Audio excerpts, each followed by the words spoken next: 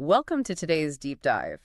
We have this deeply ingrained cultural obsession with the idea of the private home being like a sanctuary. Oh, absolutely. I mean, it's everywhere. Right.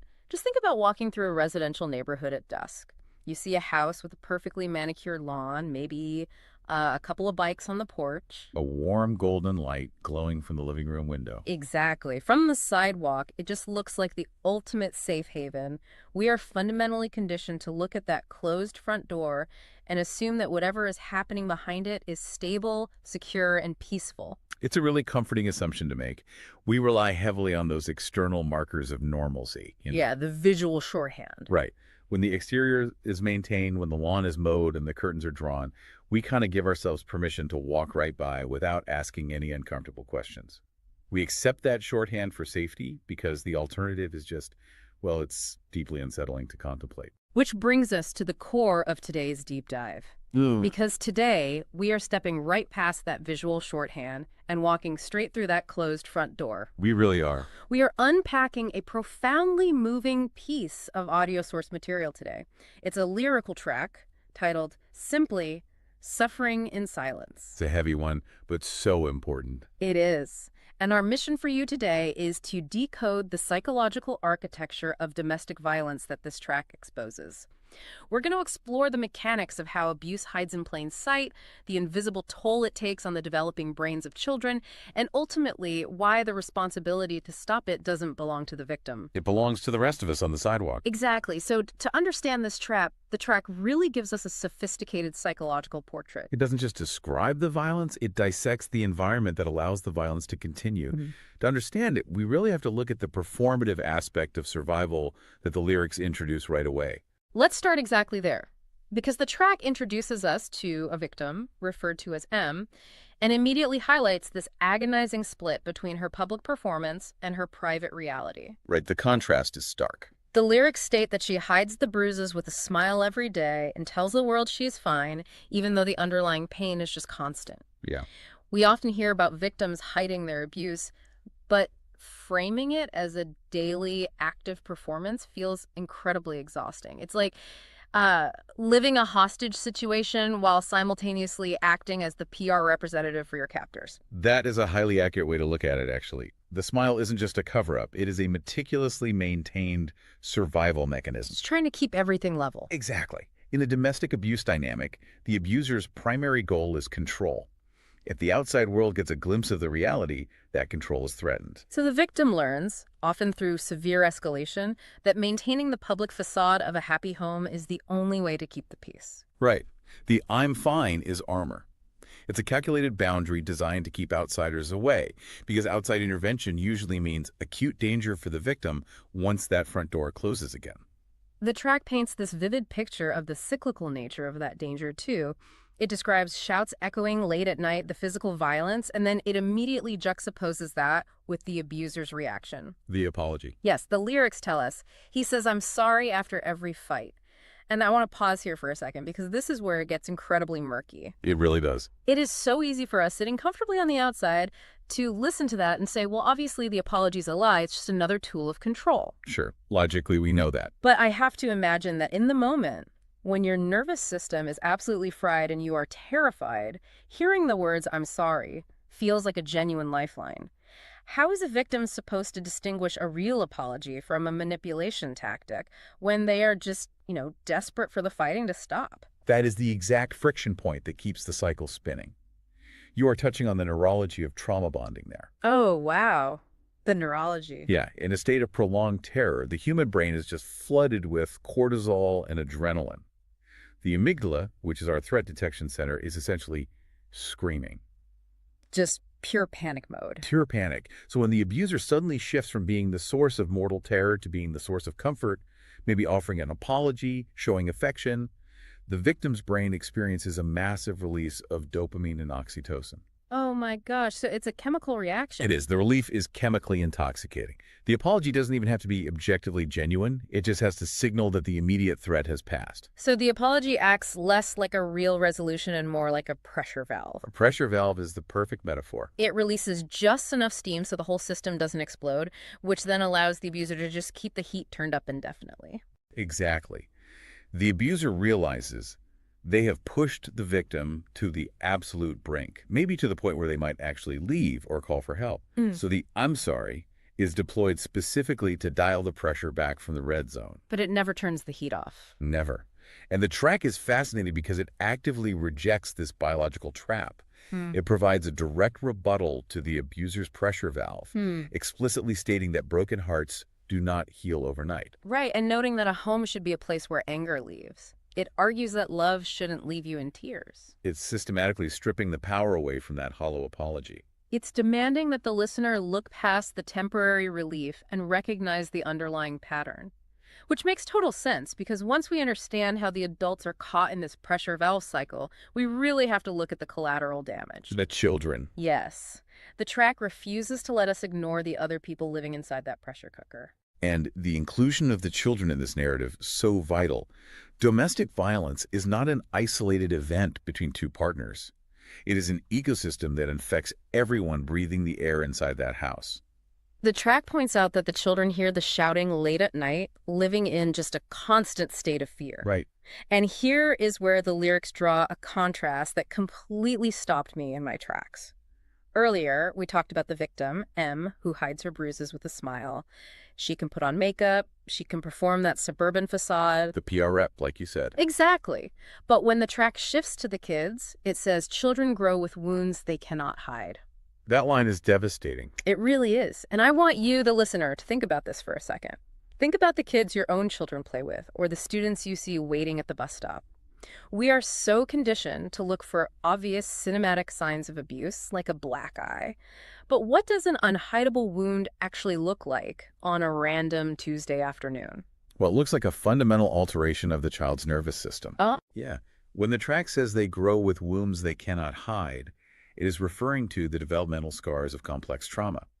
A child growing up in an environment where the adults, the very people who are biologically supposed to protect them, are locked in a cycle of unpredictable violence. They just never learn what baseline safety feels like. Exactly. Their brain wires itself for constant threat detection. So their internal alarm system is just stuck in the on position all the time. Precisely. Yeah. And you can't hide a broken alarm system.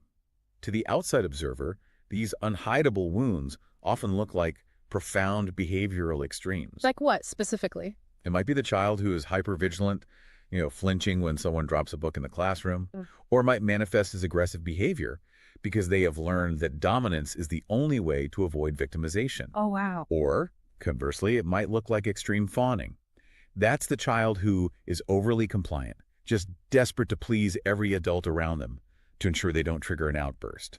The physical bruises might heal, but as the track says, these scars may stay for many years, born from anger, hurt, and tears. They're literally growing around the trauma.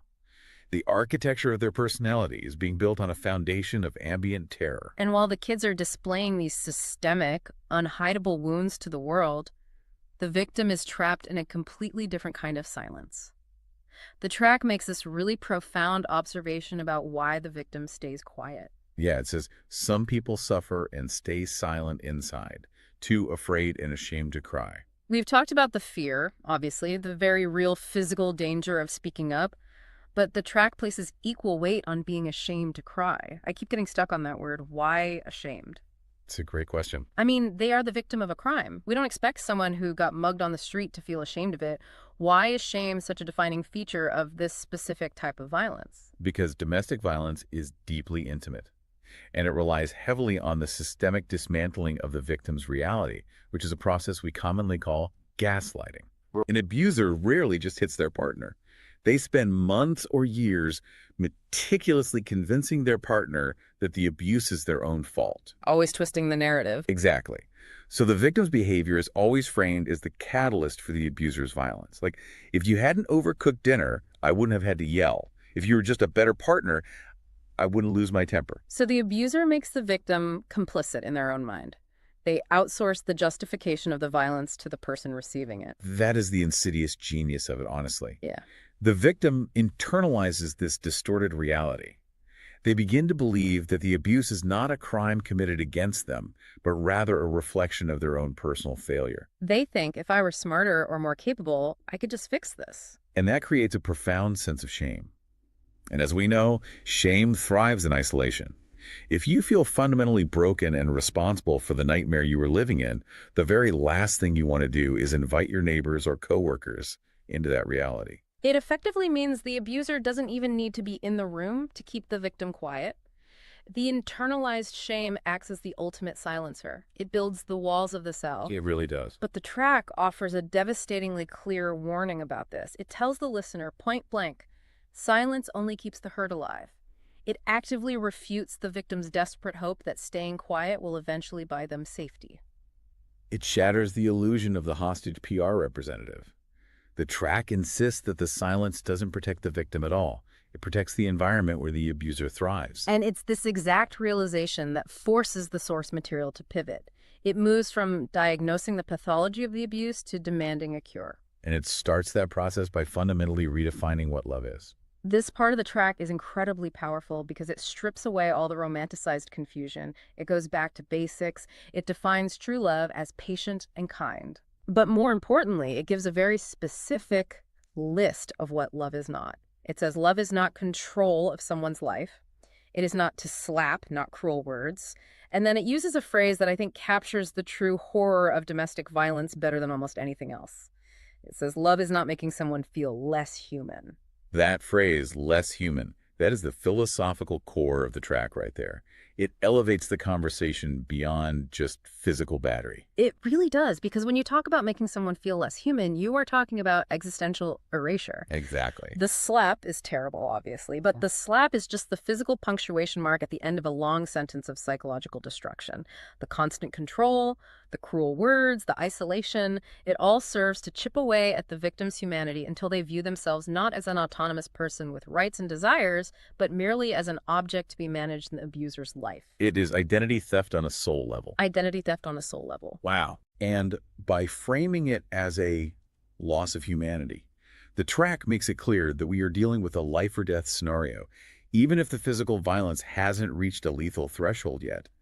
The psychological death has already occurred. Which explains why the track issues such an urgent, massive call to action. Right, because it realizes that a person who has been systematically drained of their humanity, who is paralyzed by fear and suffocating under a blanket of manufactured shame, simply does not have the capacity to save themselves. So the track turns its attention away from the victim and points directly at the listener. It points at the bystander. It says, if you see the signs, don't look away. Speak the truth and help today.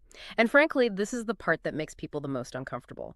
We are deeply socialized to just mind our own business. We really are. If we hear a couple screaming at each other next door, our first instinct is usually to turn up the TV and tell ourselves, oh, it's just a marital dispute. They wouldn't want me interfering. I mean, isn't it genuinely dangerous or at least wildly inappropriate to inject yourself into a stranger's or even a friend's private relationship? It is uncomfortable, absolutely. And there are certainly safe and unsafe ways to intervene, which usually involves consulting professionals rather than, kicking down doors yourself. Yeah. But the psychological concept at play here is the bystander effect. We diffuse responsibility, assuming someone else will handle it, or we rely on that societal norm of privacy to excuse our inaction.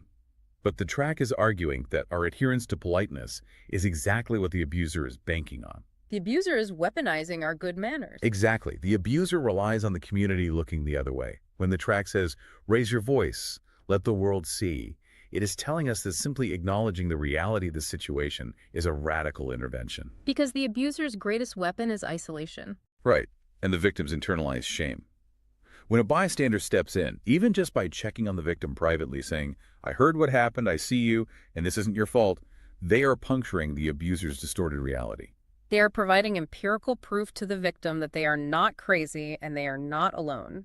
The track actually frames that intervention in the most dramatic terms possible, too. It tells the listener that their intervention, even just one small step, can literally bring somebody back to life. And that connects so beautifully back to the idea of existential erasure. If the abuse is designed to erase their identity and make them feel less human, then the act of a bystander stepping in, seeing them, and offering true kindness is the act of restoring their humanity. It is literally resurrecting their spirit. It shifts the burden of resolution from the isolated individual to the collective community. And the track is very deliberate in making sure we understand that this community includes everyone. As it draws to a close, it states that hands are meant to help, not harm, and specifies that every man, deserves safe and caring hands. I find that shift so interesting. It starts off hyper-focused on this one woman, M, hiding her bruises. But by the end, it expands the lens completely. Every woman, every man. It refuses to gender the vulnerability in its final plea. Yes, it serves as this stark reminder that anyone, regardless of how strong or successful they appear on the outside, can find themselves caught in this psychological trap. It universalizes the mandate for empathy. Domestic violence does not discriminate by gender, tax bracket, or zip code. It can happen in the apartment complex downtown, and it can happen in that pristine suburban house with the glowing windows we talked about earlier. The need for protection and calm is a fundamental human right, and the lyrics insist that teaching the world what true kindness looks like requires active participation, not just passive observation. Which means we cannot just be passive consumers of this analysis today. We have to take these insights out of our headphones and into the real world. Suffering in Silence is a masterful breakdown of how the mechanics of domestic abuse function. But ultimately, it is a plea for collective vigilance. It is begging us to stop accepting the visual shorthand of a happy exterior and to start paying attention to the intricate, often uncomfortable realities of the people around us. It forces us to reconcile the public facade with the private reality and gives us the vocabulary to understand why the victim can't just walk away. And that is exactly why this deep dive matters directly to you listening right now. The signs of someone trapped in this cycle, someone accepting a hollow pressure valve apology or hiding the psychological destruction of cruel words behind a forced smile, might be happening right next door. Or you might see a child displaying those unhideable wounds of hypervigilance at your local grocery store. Recognizing that hands are meant to help, not harm, empowers you to be the person who decides to break the social contract of politeness. It gives you the agency to be the one who refuses to look away. The mandate is to speak the truth, because relying on the victim to break their own silence while drowning in shame is a failure of community. So as you go about your day, pass by those houses with the perfectly manicured lawns and interact with your coworkers and friends, I want to leave you with this final thought to chew on. The track emphasizes over and over that silence keeps the hurt alive within the walls of the home. Right. But let's look at ourselves. What if our broader societal silence, our deep-seated reluctance to have these uncomfortable conversations, our fierce defense of privacy, and our desire to just mind our own business, what if that is the very soil that allows these hidden cycles of abuse to take root in the first place? Are our polite boundaries actually providing the camouflage that abusers need to operate? Until next time.